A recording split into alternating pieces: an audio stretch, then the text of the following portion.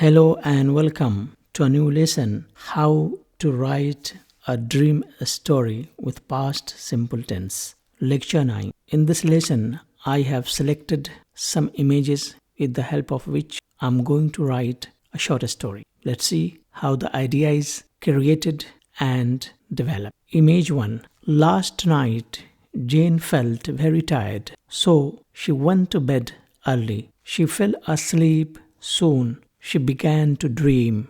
Image 2. She traveled far and wide. She saw mountain covered with ice. She wondered to see a ship sailing on ice. The sight thrilled her. Image 3. She visited many places. She saw a beautiful castle. Image 4. She saw the cloud. The moon smiled over her. The stars also captivated her. Image 5. She saw the rainbow. She had a sight of so many lovely things. Thus, she ever wanted to live in dream.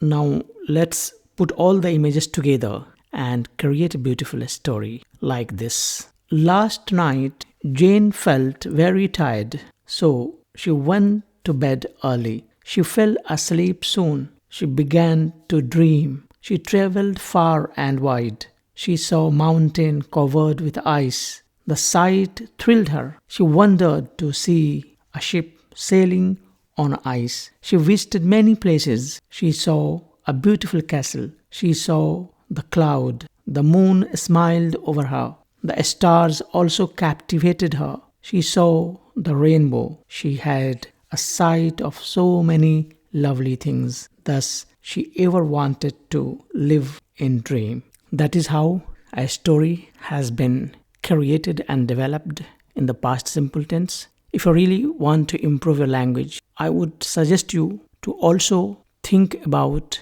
a story which happens in the past. Hope you understand the idea in which I have developed the story and you try the same in a more beautiful way. Thank you and goodbye.